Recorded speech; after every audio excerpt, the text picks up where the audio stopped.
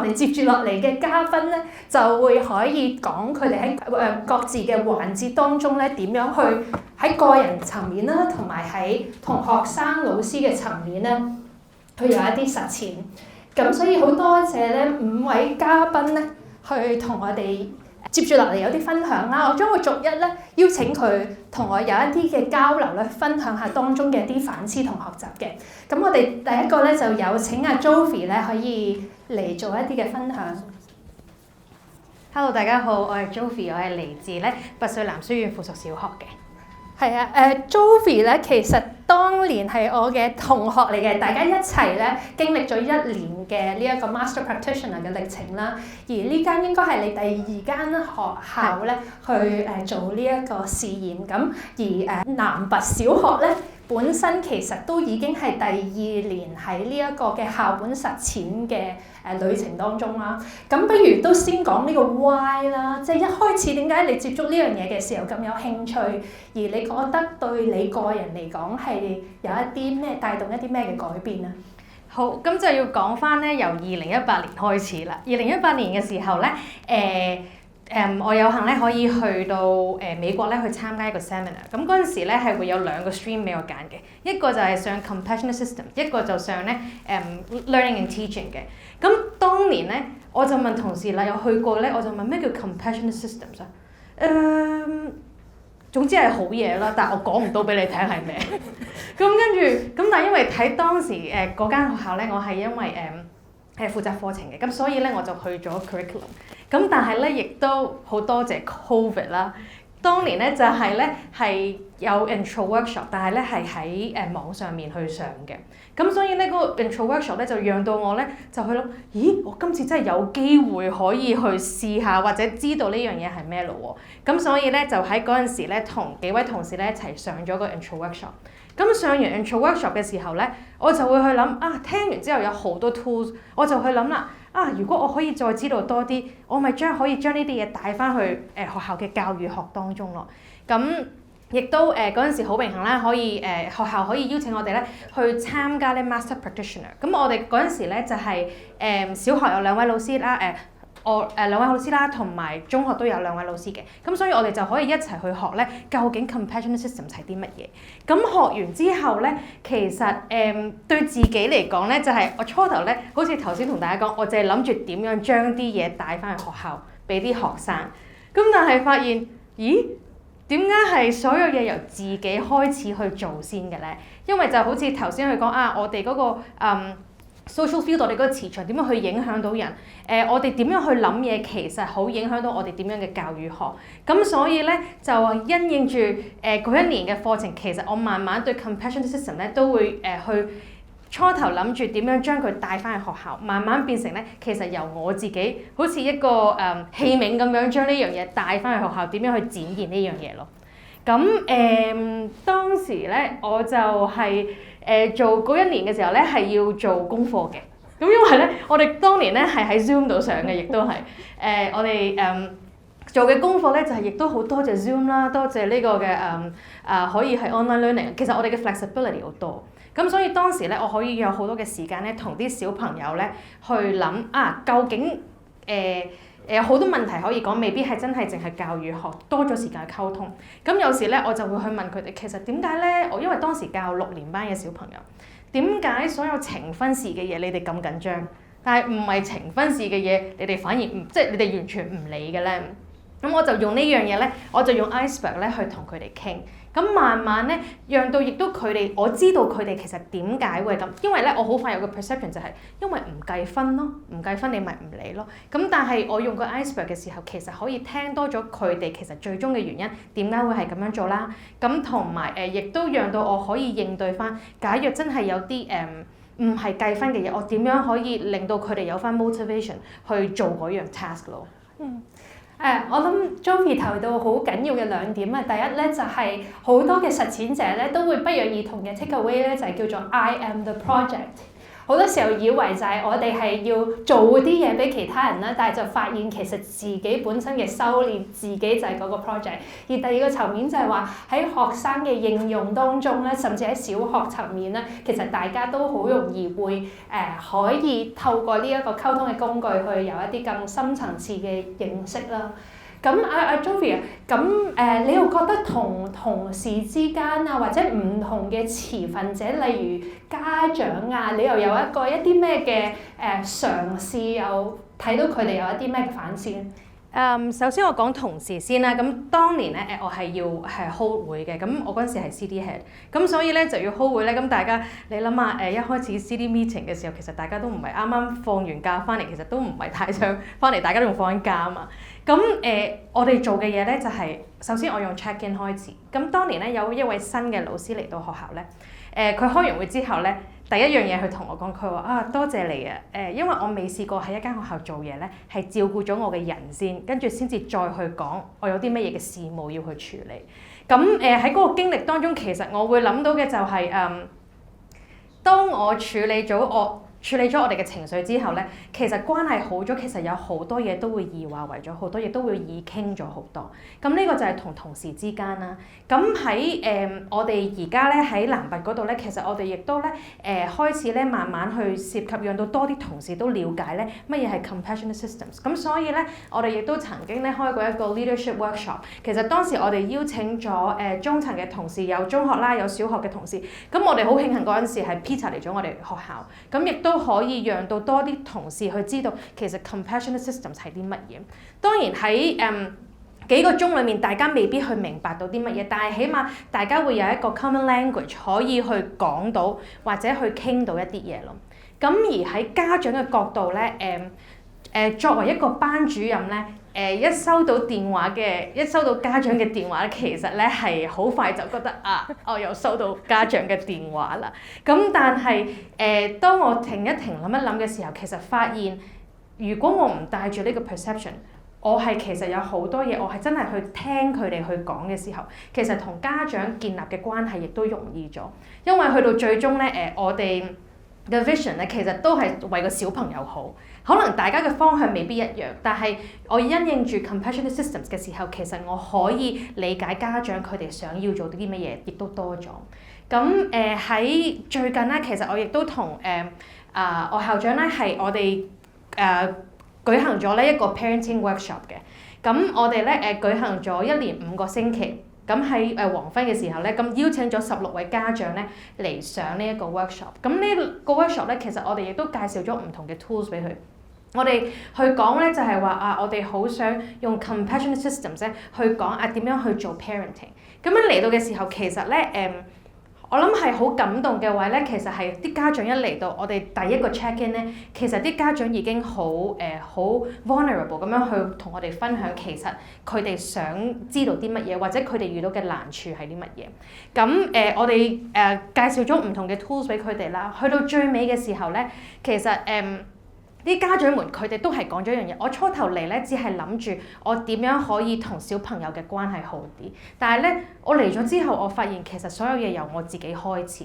咁佢哋係用好 empowering 去形容呢一個 workshop 啦。佢哋亦都會話我由啱啱開始咧，我而家每晚咧一定，我即使幾多嘢做咧，我都會係花少少時間去同小朋友傾偈，由佢哋傾去講佢哋想講嘅嘢。咁有啲家長咧亦都會直情用嗰啲 tool 咧去同小朋友去講新嘅一年我哋有啲乜嘢嘅目標啊，跟住咧佢哋係會話我原來聽到一啲平時我聽唔到嘅聲音，小朋友講多咗嘢俾佢哋聽。咁其實用呢啲 tools 咧喺小朋友嘅角度嚟講，當年喺女校咧，女仔好多嘢諗嘅。佢哋亦都好容易去講，但係其實佢哋講好多嘢咧，你未必知道佢係想講啲乜嘢。但係用個 tool 咧，佢哋可以好快睇到其實佢哋其實諗緊啲乜嘢。而男仔咧就係好衝動啦，我嬲就嬲，唔開心就唔開心。咁但係其實咧，用個 tool 咧，亦都讓到佢哋其實了解咗多啲佢哋自己點解會有呢啲情緒。咁所以呢個 tool 就係喺小朋友啦、大人啦、家長啊，都係有一個好大嘅 impact 咯。係。好多謝 Jovi 嘅分享啦，我諗就係講到即係男校啦、女校啦，而尤其是家長係我哋，尤其是教育界同工好害怕嘅群體。如果轉換一個態度去面對，然後大家一齊去學習咧，可能會造就好唔一樣嘅思考同埋文化。咁所以好多謝 Jovi 啦，大家如果有興趣咧，可以再揾佢咧去進一步去交流嘅。但係我哋就邀請第二位嘉賓啦。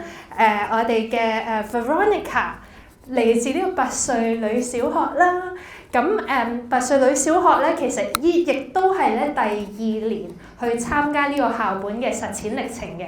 咁阿 Veronica 咧，其實第1年參加呢個校本實踐旅程嘅時候咧，其實都未上呢個 intro 就已經去咗學習啦，然後係啱上年嘅5月咧先經歷呢一個3日嘅入門培訓。咁同樣嘅問題，又問下你先啦，個 why 先啦，點解呢樣嘢會吸引到你嘅興趣，而對你個人嚟講有啲咩嘅影響咧？咁大家好，我係 Veronica 啦。咁我諗我嗰個 why 咧，同 Jovi 嗰個 why 真係好唔同嘅。我個 why 個 beginning 就係我喺張 duty list 度咧，就寫住 part of a compassionate system community of practice member， 就係我嘅開始啦。我話咩嚟㗎？咁話咩開咩會啊？要做啲咩啊？要交啲咩功課？即係我哋老師，你收到喺個 duty list 有啲咁嘢，你就覺得要做。咁我就盲中中咁樣就行咗入去第一次嘅開會啦喎。跟住點知咧就好似點解大家好似好 close 咁樣去分享緊大家嘅心情啊嘅諗法咧嘅講嘢，咁我哋就變咗咧每一次開會，我其實都係究竟我哋係做緊乜嘢嘅咧？咩 compassionate system 又要聽下人哋講嘢，我其實一路咧我都係唔知自己做緊咩嘅。咁當我每一份有嘅 meeting 有啲功課要做咧，咁我嘅領就開始覺得，其實 I think 我同 Jovi 我好明白，好認同佢講嘅嘢就係我自己有改變。我發覺我第一個改變就係我做咗一個好啲嘅媽咪啦，一個好啲嘅同事啦，一個好啲嘅老婆啦，一個好啲嘅女啦，就係因為我 throughout 呢啲 meeting 或者聽佢哋用啲 tools 啊，介紹不同同你，即係佢會好教你你 listening 係點樣去 listen。咁我就開始發覺咧，我會自然，譬如我個女開始去講啦，咁我就好停一停先，等我 draw 翻我 compassionate system， 聽佢嘅嘢講嘅嘢，就去聆聽我個女去講佢嘅開心啊、唔開心啊，或者事件啦，或者有時同老公鬧緊交嗰陣時，又好停一停，諗一諗先。好，我又努力咁聽你去講嘢先啦。咁當我開始我就發覺，原來 compassionate system 唔係要交份功課，因為 at the end 我嘅上年我都係冇交到任何嘅功課出嚟。但係我發現我自己嘅得到嘅嘢係好多，即係我而家就算每一日同學生講嘢啊，同同事傾偈啊，我得到出嚟嘅就係咁，所以我就擺咗好多嘅相喺度，就係因為我覺得最緊要係我自己同我周邊嘅人咯。係我都有幸參與過你哋嘅所謂嘅開會啦，我哋叫 study group 探索，即係 compassionate systems 應用喺你哋面對嘅難處啊，或者溝通當中可以有一啲咩嘅方式啦。因為 compassionate systems 唔係想額外加一樣新嘢，而係喺已有探索嘅議題度點樣去作為一個 integration 嘅 tool 啦。咁亦都好見到上至校長啦，下至唔同嘅即係年輕嘅老師，透過不一樣嘅交流嘅方式，都真係有 laughter and tears， 好唔一樣嘅相處模式。咁我相信除咗個人嘅改變當中，你都有嘗試去做一啲所謂嘅實踐啦，去同唔同嘅持份者啦。不如你又分享下，譬如喺學生層面度，會唔會又有過一啲咩嘅試驗咁樣咧？其實都有試過好多唔同嘅嘢嘅。咁譬如我首先即係頭先聽過佢話咩 Stock and Flow， 就試過有一個Happy Classroom 咁樣，咁我就真係有同啲學生去做嘅。咁我就你覺得Happy Classroom 有啲咩啊？咁佢哋就自己寫咗啲好嘅、唔好嘅。咁跟住啦，去呢啲 classrooms 咧，我係一句嘅參與都冇嘅，即係我同班主任、另外嘅班主任一啲參與都冇嘅，全部都係佢哋自己想講，自己都去做。咁我覺得at the end 我零參與，但係佢哋俾咗呢啲 rules 俾我覺得係好好嘅，即係譬如咩 keep your classroom clean and tidy， 原來係佢哋第一樣最緊要嘅嘢嘅，即係你咩都冇講，鬧交嗰啲都唔緊要，最緊要個班房係乾淨。咁我即係一個大人唔會覺得你梗係 respect 嗰啲緊要啲啦。咁原來喺即係一個3年班嚟講，咩都唔好講先，地下唔好有垃圾，我就已經係最開心啦。咁如果唔係用呢一啲嘅方法去同佢哋去 bring 呢啲嘢出嚟，其實我可能真係成世都唔會知道呢一個小朋友原來呢樣嘢38個小朋友對佢嚟講係咁緊要嘅。咁所以我都會係咁諗啦，即係跟住佢哋覺得學生嚟講，佢哋自己覺得佢哋應該係點樣先至一個開心嘅學生。咁原來佢哋同分數冇關係嘅喎，佢哋由頭到尾係冇講過話係 smart 啊，冇講過話要攞 A 啊。咁原來呢5個 word 就係佢哋覺得我做一個學生，我點樣可以喺 DGS 開心嘅，就係有呢5樣嘢。咁我都覺得係幾得意嘅，因為我哋可能先至就你哋DG 女一定係分數大行晒，啲阿媽永遠同你講就講分數，但係原來 at the end 佢哋係冇諗過呢啲嘢嘅，咁樣咯。係。咁所以即係我諗改變一個形式去同學生相處，唔係我哋 impose 啲 school rules， 而係大家去積極去 contribute 佢哋覺得有啲咩價值需要守護，係一個好唔一樣嘅相處模式，而佢亦都更有動力去守護呢啲原則啦。咁但係我都有聽你講過，其實尤其是細路哥啦，即係女仔啦，即係可能同彼此之間嘅相處都可能會有一啲摩擦嘅。咁 compassion system 又點樣去幫助佢哋去思考呢一啲人同人之間嘅關係？都有嘅，都有一個好大嘅 surprise 嘅，即係我今年第1年做2年班班主任，即係好多年冇做過2年班班主任啦。咁我就落9月第1、2個禮拜嗰時，哇！點解佢哋成日都鬧交，乜嘢都嚟投訴，即係隔離佢支筆擺過咗佢張台咧，哇！都嚟講，我就覺得你好煩嘅，點解2年班咁煩嘅？真係煩到我頂唔順啦。咁跟住所以即係跟住又分組坐，就每一句説話都鬧交，每一句就咁，總之永遠投訴。一投訴到10月嗰陣時咧，我頂唔順啦。咁我就開始諗下我需要即係譬如可能俾一啲 language 俾佢哋，不如你哋去試下你如果有咁嘅事，不如你試下講呢句睇下幫唔幫到你啦咁樣。咁開始就同佢哋又傾呢樣嘢，咁跟住就好 Angeline 就忽然間 send 咗個 invitation 出嚟就話如果你哋有啲咩嘅 lesson plan， 你哋想嘗試擺 compassionate system 落去嘅，你 send 個 lesson plan 俾我。跟住咧佢就有喺新加坡有一個校長 Mr. Jacob Martin 咧，佢就可以俾一啲suggestions 俾你咁樣。咁所以我就好啦，我攞我嗰個即係我頂唔順嗰個嗰個 lesson plan 就 send 咗俾 Angeline 啦。咁我就開始同Jacob Martin 有咗一個鐘嘅 Zoom 嘅對話。咁佢就聽咗我嘅諗法啦，佢睇咗個 lesson plan， 佢就話其實都幾好。佢話不過咧，其實你好 focus 喺啲嘢嗰度，你有冇諗過其實已經係 check in 同 sharing， 即係我哋頭先一早做嗰啲嘢，其實咧你已經係可以做到好多。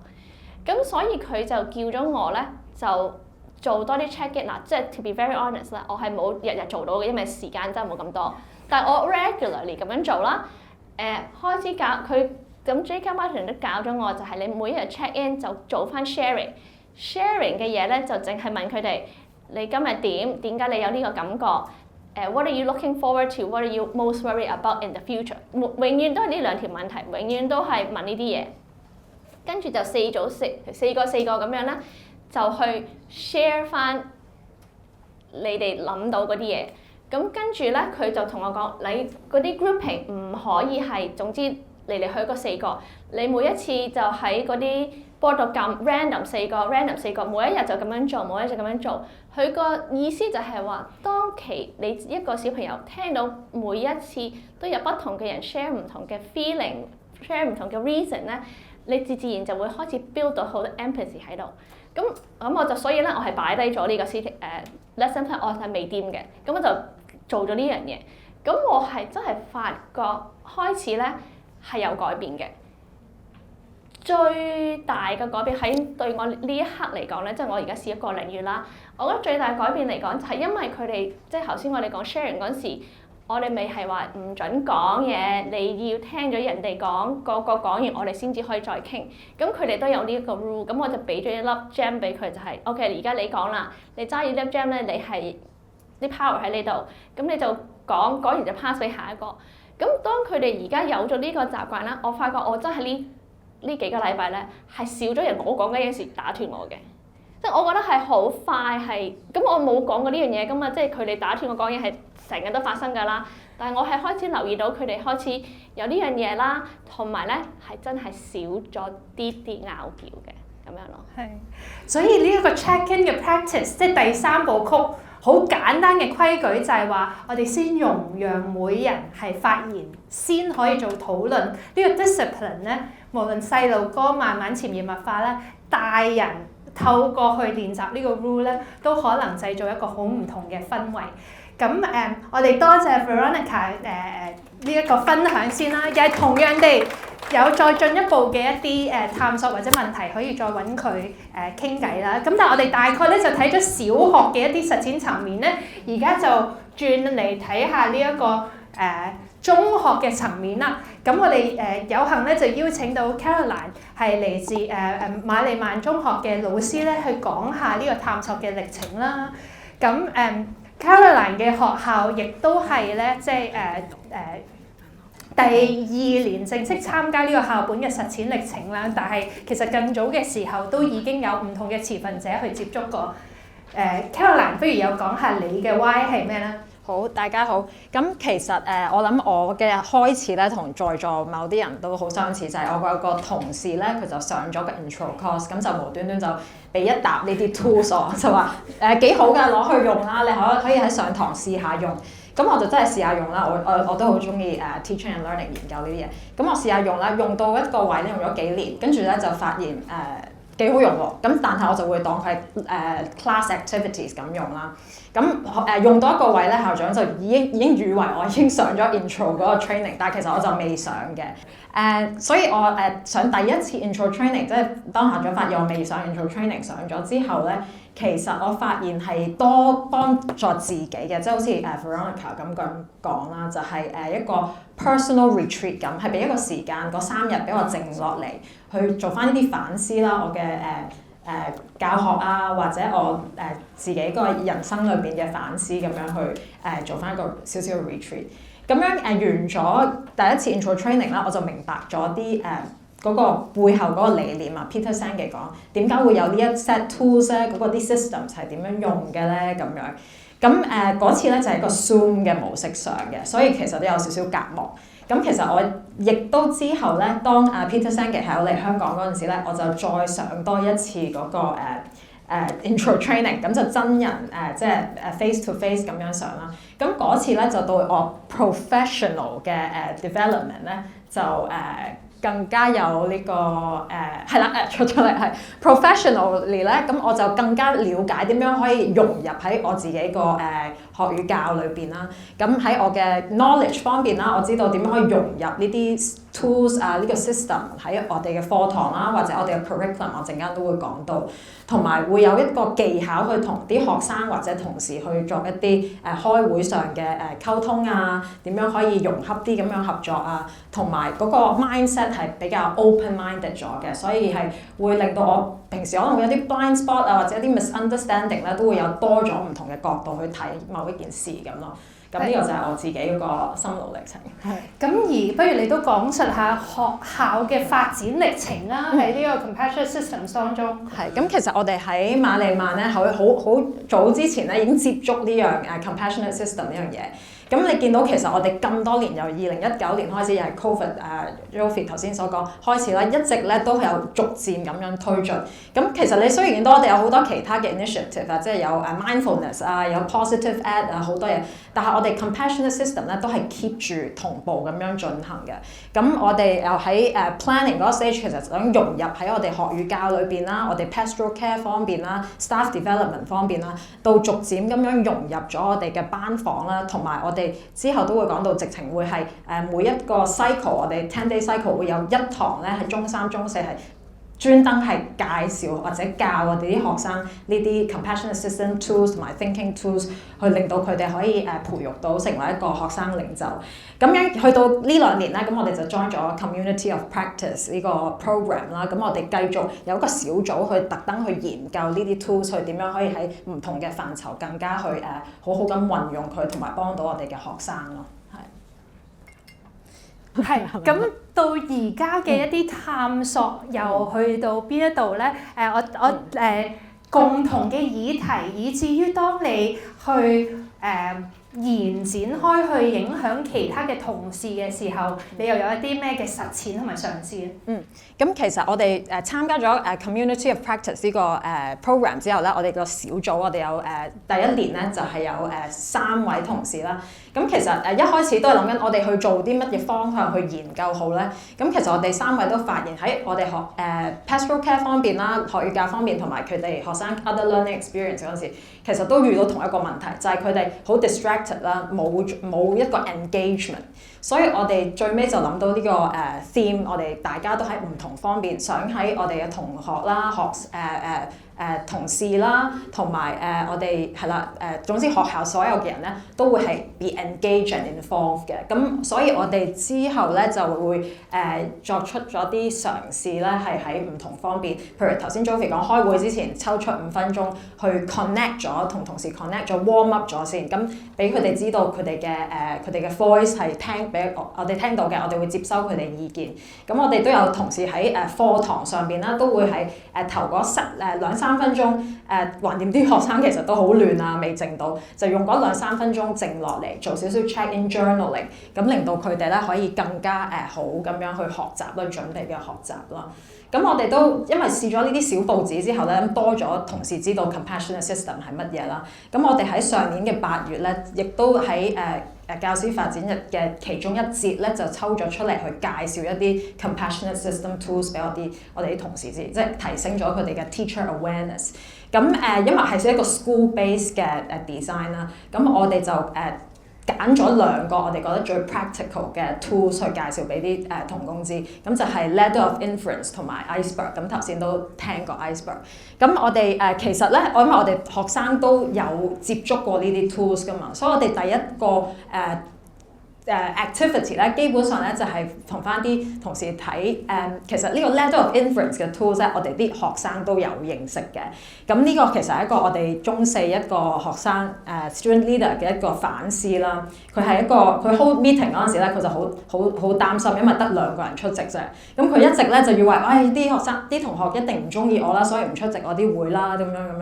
咁其實我哋當佢好清楚咁列翻出嚟咧，其實我哋會揾到好多位機會同佢講翻，可能其實你已經 jump 咗 into the conclusion 喎，未必係咁樣。咁其實都係想同翻啲同事講，其實有時我哋可能都會忽略咗學生一啲嘅擔心啊，或者一啲又會有啲誤會咗啲學生某一啲行為係一啲壞嘅行為，但係其實只係佢驚或者佢唔敢講咁樣。咁我哋第一步都係咁做啦。咁嗰個係啦，跟住第2個 part 咧，因為我哋過咗由2019年到而家咧，都起碼有10個同事咧參加咗嗰個 intro workshop。咁我哋第2個 part 咧就係基本上去sense 翻唔同同事唔同年級，你見到 form S1 to 6嘅一啲常見嘅問題，學生常見嘅問題，即係 form 1可能 bullying 嘅問題啊，去到 form 3佢哋要揀科有好多壓力嘅問題咧，做翻一啲小組嘅討論。咁參與過 intro 嘅同事咧就會入組同其他同級嘅 homeroom teachers 咧做翻一個 iceberg 去畫翻，嘗試研究翻點解會有個問題啊，咁可以同翻啲第時如果真係有呢啲事情發生嗰陣時，同翻啲學生去 debrief 一下咁咯。呢個係其中一個 case 咁樣，係。係，咁第3個層面就係你頭先提到吸引嘅呢一個 school-based curriculum，leadership 嘅 curriculum 當中又點樣做一啲融入咧？係，咁我哋頭先都講，我哋每一個 cycle 即係 10-day cycle， 其中一堂咧就係抽咗嚟做一個叫 compassionate leadership 嘅堂。咁因為我哋學校都比較主張培育學生領袖啦，咁佢哋去到中5咧，基本上80% 嘅同學都會有一個 leadership post， 咁我哋就想預備佢哋去有呢個 skills 啦，同埋有呢個readiness 去 take up leadership 呢個 role。所以我哋就 design 咗一個1年半嘅 curriculum 俾佢哋認識唔同嘅 compassionate system tools 一啲 thinking tools 咧，去處理翻一啲問題。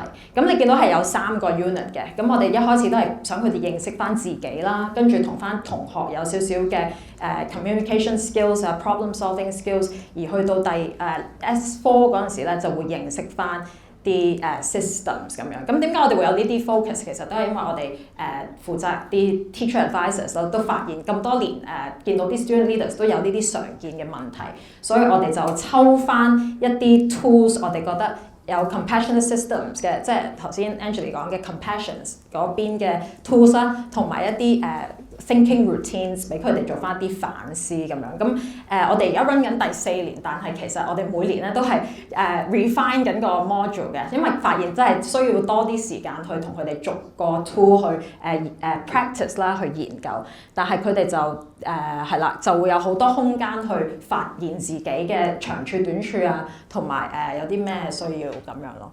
時間嘅關係講到呢度先啦，好但係其實好多嘅設計同實踐啦，去進一步同 Caroline 咧去進一步交流嘅。咁多謝 Caroline 先。咁我哋咧就聽到老師唔同嘅分享啦，接住落嚟我哋就邀請阿 Lisa 去同我哋做一啲嘅分享啦。係啦 ，Lisa 係嚟自聖士提反女子中學啦嘅校長啦。不如你又講一講你嘅 why 啊？哇！我呢個接觸咧就真係，我冇你哋咁叻啦，真係。我個慧根冇咁強嘅，真係。我初我諗我係上咗3次嘅 intro 咧，我先至深咁深，因為我本身係一個讀 science 嘅人嚟㗎，嚇。咁咧，我記得我初就係就頭先阿 Angie 講一開始阿 Peter Senge 介紹咧有幅相咧，我啱有機會 show 俾你睇，就係喺JWell 啊嚇，嗰陣時咧係2017-18嗰陣時咧下一張係你見到呢一張咧就係我嗰陣時啱啱接觸嘅，就係呢一個冰山啊。咁當時我睇，呢個冰山幾好喎。呢個幾好喎，但係咧我係一個 science 人嚟啫，我覺得係啊一個 thinking 嘅 skills 啫嘛，即係覺得係幫我係好一個好有系統去 think， 但係我只係覺得佢一個 tools 幫我去諗嘢啫。咁其實坊間都仲有好多唔同嘅 tools 啊。咁但係咧就後尾慢慢學校咧都引入咧去俾我哋全間學校嘅同事咧用1日嘅時間咧就去接觸其實呢啲 tools 係點用。咁當時我都係覺得啲 tools 啫 OK 啊 ，ladder of inference 咁諗嘢嘅啫 ，thinking skills， 我未入心嘅真係，但我真係咁樣做。咁其實呢啲 tools 之外，大把 tools 啦，點解係要用呢一套咧咁？但係咧我又覺得，咦點解你講到咁犀利咧？我個人咧就係咁啦，要學咧我要學到盡嘅一個人嚟嘅。咁我咧就有幸咧有 3-day workshop， 咁咧但係嗰次真係 online 嘅。咁唔知可能應該係同你哋一齊 online 嘅。但 online 嗰陣時候咧，其實我係俾其他國家嘅educators 咧感染嘅。點解佢哋分析嘅嘢可以去到咁深嘅？或者佢哋做 grounding 嘅時候可以去到咁深入嘅？咁我開始就反思自己，嗰時先開始識得反思。再去到遲啲咧，我哋都將某啲 tools 係介紹俾學生去用嘅。但係自己嚟講咧，我都覺得我有進步咗少少，跟住我咧又有一年咧又有機會咧，阿 Peter 嚟香港。嗱，你見到我經歷係咁嘅，再有個 3-day workshop。嗱，嗰次嘅 workshop 就唔同啦，因為咧係有幾百人咧喺個 hall 度，嗰個感染力咧係強到我咧自己好深受感動，同埋嗰種嘅 power。咁我開始 feel 到即係原來我發覺 online 同你真人面對面嗰種係兩回事嚟嘅。咁我自從接觸咗嗰次之後咧，我就再去上咗個 master practitioner 嘅，再去另外一個層面去接觸。最重要嘅轉機咧就係應該係CEO， 我哋有個 community of practice。咁我喺學校裏面咧就揾到啲同伴啊，我啲同事同我一齊去 practice。我發覺我學咗頭先你哋講咁多嘅 tools 嘅時候，原來咧係有一班人同你一齊有個信念去 practice 唔同嘅 tools 去做呢啲嘅時候咧，你發覺你原來成件事係為咗自己先嘅，成件係為咗自己先嘅。我哋都話要照顧好自己，一定要照顧好自己咧，你先可以照顧過你身邊嘅人嘅嚇。你就算你關顧學生，你自己都唔健康，自己都搞唔掂，你點可以關顧你屋企嘅人？係咪啊？可能咧，你屋企喺學校好好脾氣嘅，翻到屋企咧就發脾氣，咁又唔得咯喎，係嘛？對自己啲細路又冇耐性。咁我記得我咧當初咧最受一個就係呢班咧，就係我啲 partner 嚟嘅，就係我啲 community of practice。我哋一齊 practice 嘅時候咧，變咗成日會大家鼓勵大家去 practice。咁啊，分享翻咧你喺點樣 practice？ 我記得咧，我喺屋企最容易係就揾屋企人啦。咁我有2個小朋友嘅嚇，咁咧我記得有段時間咧就係你知啦，青春期係咪啊？咁啊2個都青春期，哇！即係個屋企都幾火爆嘅，有時會。咁但係我自己嘅時候，我用咗唔同嘅 tools 去諗，就係個冰山。第一個咧，我會介紹係冰山，擺咗個冰山內化咗先。即係佢講咩嘅時候咧，我自己諗，我喺度諗，即係咧首先冷靜咗自己先㗎啦，係嘛？你唔使諗咁多，冷靜咗自己。啊，其實我係咪用我自己嘅角度去諗嘢，唔係用我個仔嘅角度去諗嘢咧？咁你靜落嚟咧，你就會慢慢咧去理解佢嘅諗法。其實係咩原因咧？係咩原因咧？咁你發覺咧，本來想衝口而出嗰句説話咧，都慢咗10秒啦，係咪？你諗完之後慢咗10秒，啊嗰件事咧出嚟個結果又會唔同。咁最有一次嘅 impact 咧就係咁嘅。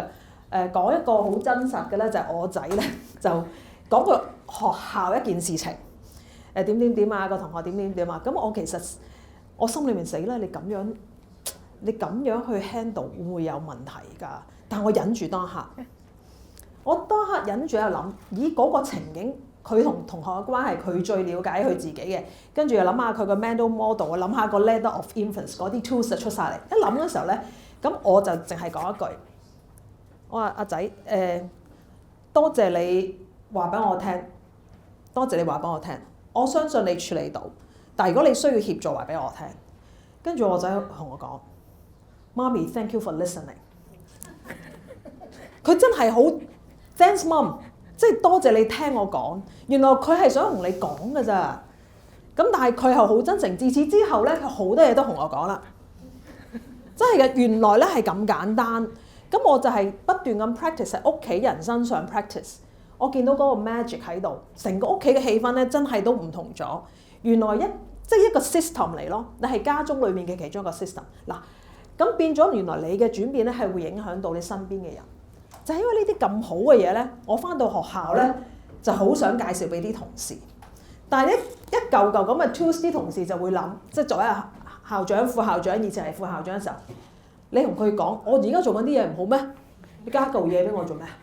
我 student support 大把嘢做啦，我嗰啲都好多 program 係咪？咁點解你要加落去俾我啊？咁跟住咧，因為我有啲 partner 嘅同事啦，我哋咧就都好想推行，但係點推行咧？我就又分享一個中一嘅 program， 好有趣。咁我就揾咗，我記得有一日咧有個同學走落嚟就問我：阿 Miss Lam 啊，我驚臨班啊，我要考幾多科先合格咧？如果點即係好 worry 一個 Form 1小朋友。咁我咧跟住突然間又另一個 Form 1小朋友入嚟，我呢度又唔得，我同我啲朋友嗌交啊，點算好啊咁？咁做咩事咧？跟住我就同我同事就 form 咗，同呢幾個同學咧就揾咗一紮人過嚟 form 咗個 group。lunch time 就傾偈，就我哋同佢 check in、grounding check in。每次咧我哋同佢做完之後咧，我哋發覺佢哋嘅分享，如果唔係用咁嘅情況，我哋點樣我哋最重要就係點樣 create 一個 safe 嘅 space 俾佢去分享。而當中咧，我都一齊分享。譬如我哋一開始就分享，大家分享一啲開心嘅嘢啊咁樣。咁我又分享我啲開心嘢，佢又分開心。居然有個學生話：我冇乜嘢開心嘅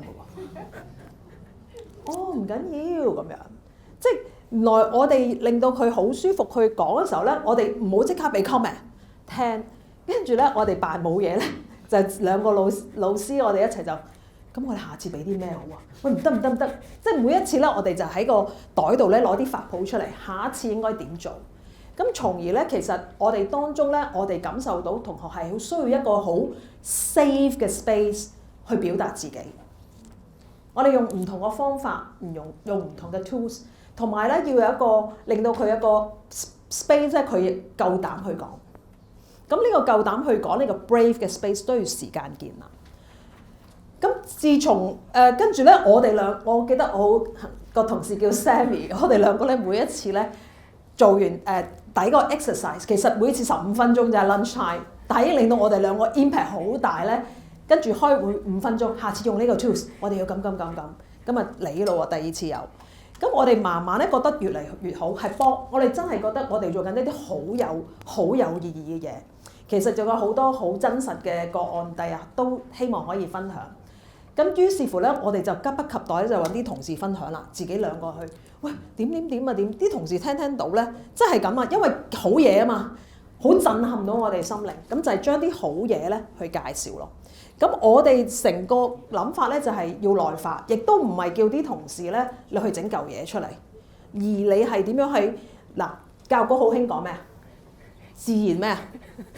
連結啊！自然聯繫點啊？有機結合啊嘛，係嘛？我哋就係將呢啲嘢咧，就係點樣喺佢哋嘅 program 啊？譬如咧，我哋喺 student 嗱，呢啲就係我同我個同事一齊建立一個每一次做啲 reflection 之後，同佢哋建立做一啲嘅 tools 咧，去同佢哋做一啲嘅practice 啊咁樣。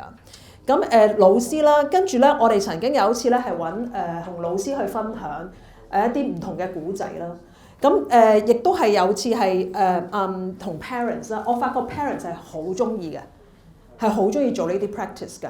咁所以做呢啲 workshops 咧，因為如果屋企冇一個健康個環境啦，咁其實我哋學校做幾多嘢都冇用嘅。咁所以我哋要係多角度啦。咁從而咧嗱，仲有咧呢一個係咪啊？好快都講一講呢一個 climate program 啦，係呢個 climate program 咧就係youth program 嚟嘅。咁就係一班嘅學生，中學生咧就係來自世界唔同嘅地方啦。佢哋喺線上咧就係上堂嘅。咁咧係用一個 climate 嘅方法嘅 issues 啦，一個 global 嘅 issues 啦，係用呢個 compassionate system thinking 嘅系統咧，就去解，即係去理解呢件事啊。咁我今年咧就有10個同學咧參與，我再加多2個老師。咁佢哋就從世界譬如美國啊、丹麥啊、日本啊、泰國啊，唔同國家嘅同學咧喺線上咧每個禮拜咧就上2個鐘頭堂。咁我啲學生咧同老師咧個分享咧，佢哋覺得係好 impactful 嘅。其中我啲同學咧初上堂咧之前咧係冇人肯講嘢嘅，到上到第8堂之後，我再見佢哋。哇！個講嘢咧係輪住講，已經 practice 咗一套個 practice， 知道點樣去做 grounding， 點樣去做咩？咁其中個同學嘅分享就話：初咧佢形容嗰啲 grounding 叫 meditation， 嗰啲 meditation 咧初唔慣，唔知做乜，但係咧做咗2-3次之後，發覺咦，我 realize 到原來我從來冇乜一個時間係俾我靜落嚟去諗自己嘅嘢。我做到第3次，我覺得咦，我都要諗下自己喎，日日都好匆忙呢啲香港嘅學生，咁佢就覺得我而家慣咗，如果隔得耐唔做咧，反而佢每一次，即係佢話跟住每一次上堂就好渴望做呢個 grounding 啦，即係其實佢要靜落嚟嘅，不過平時冇人帶佢去做呢樣嘢咯，或者佢未慣咯。咁有啲就會話，譬如睇 climate， 係啊睇 climate， 佢話原來咧喺我哋香港人咧就可能講環境。climate issues 係某一個 point， 原來喺泰國係講 flooding， 有啲地方係講火山爆發，佢哋就會睇得清楚。原來就係睇個成個 climate 嘅時候，我哋用嗰個 system 嘅 thinking 係點樣，諸如此類。咁無論老師學生咧都覺得咧改變咗佢哋嘅對睇嘢嘅睇法咯。譬如個 system thinking 係點啊，或者甚至乎佢哋 check in 係點啊等等。係好多再更深刻嘅分享嘅，但係講到呢度先，好多謝 Lisa 嘅分享。講到呢個 interconnectedness， 人同人喺家庭裏面嘅連結，去到 climate 議題，世界唔同角落面對住佢哋嘅挑戰，其實都係互為影響嘅。咁所以我哋又轉過一個角度啊，究竟呢一個特殊教育場景裏面又可以有一啲咩嘅應用咧？咁好榮幸邀請到石校長咧係嚟分享嘅，又講下你嘅 why 啊！大家好，係啦，就本身我就係學校係一間特殊學校嚟嘅，咁但係我自己即係一路睇翻個 journey，其實都係處理人嘅工作。係啦，咁無論同事、家長，以至我哋嘅學生，其實都我見到短我哋即係行咗少少幾個月，其實已經係見到有好明顯嘅一啲改變。咁其實我自己接觸 Compassion System 就2023年，因為嗰陣時參加 CEL 另一個 program，咁就首次接觸到，但係一啲好零碎嘅，即係唔同嘅工具咁樣。咁去到2024年，咁就見到有個5月嗰個3日嘅課程。咁我覺得呢件事都應該真係其實感覺上面幾好，咁但係就當時係未有好仔細去認識，因為我冇上過嘅。咁而睇到個價錢都要做少少功課嘅，因為我哋即係校董會都會問問題嘅，係啦。咁所以我就比較深入去了解嗰個，咁了解個過程，發覺同我自己因為我哋啲學生有譬如話好多neuro 方面嘅情況，譬如 ASD 啊。或者 ADHD 啊，或者甚至智障本身其實都係喺 neuro 層面一啲情況，所以我即係都有興趣，亦都有少少了解。咁我覺得喺對我嚟講最說服到我嘅其中一樣嘢就係其實佢係有 neuroscience 嘅 backup 嘅，即係我嘅理解。舉例 grounding 或者即係啲 check in 咧，就最初我接觸嘅時候，我覺得即係呢啲咁嘅嘢，即係唔係好慣嘅，咁但係其實係解釋到嘅所有嘢，即係其實講緊 grounding 係即係我哋話有個行人屈嗰個即係管情緒，其實係逼你去用多少少即係prefrontal cortex 嗰個部分。咁另外就係即係喺個即係一 check in 嘅過程裏面，大家一啲即係大家互相去一啲認識，其實係講緊嗰個 generative social field， 其實係一個正能量嗰個場景。做校長諗好多呢啲嘢㗎嘛，譬如話教員室邊個坐邊個隔離嗰啲咧，其實就係處理緊呢件事。咁所以喺成個過程裏面，我呢件事都值得即係去咁，亦都說服到校董會。咁所以我哋上年有3個同事啦，2024 3個同事啦，今日2025 2個同事啦。咁我哋今個啱啱9月就開展咗，連埋我就6個，就我哋開展咗個 study group 咁樣咯。係咁講學生層面又可以有一啲咩可能嘅應用或者嘗試啊？係嗱學生其實咧好坦白，我哋啲學生有好多 label 嘅，有啲叫智障，有啲叫自閉症，有啲叫做 ADHD 等等。但係其實嗰啲背後講緊嘅可能譬如以我哋啲學生嚟講，有好多係佢係低口語，甚至係冇口語。咁人好得意嘅，冇個表達能力咧，就會俾人覺得你乜都唔識，或者好似裏面空溜溜。但係唔係咯？反而其實有陣時就係佢哋因為表達唔到，就衍生好多，譬如我哋講緊有啲好多 aggressive behaviour 啊咁樣。咁所以喺成個過程裏面，我哋見到 Compassion Systems 其中一個對我哋嘅幫助就係，我哋將我哋即係已經係諗住發展緊嘅，舉例譬如一啲 check in， 其實我哋啲學生都可以做 check in， 不過佢哋可能用一啲唔同嘅方法，譬如圈選啊，佢哋未必講到。係啊，咁我哋而家變咗一個好完整嘅 system 去包翻住呢啲嘢。咁無論對我哋而家即係核心嗰幾個同事，以至嚟緊我哋逐步去擴展全校，咁其實都係有個好大嘅幫助。咁而家呢個其實正喺今年我哋好快咁就啟動咗，每朝早每個同學都可以有唔同嘅 level 嘅，即係有啲可能寫到字，有啲要用圖圈選。但係其實係好明顯佢哋明嘅。我舉一個好簡單嘅例子，啱啱上個禮拜。我有一個被診斷為嚴重智障，即係講緊 IQ 25或以下嘅，係啦，佢要離開香港返做家，佢係一個孟加拉嗰邊嘅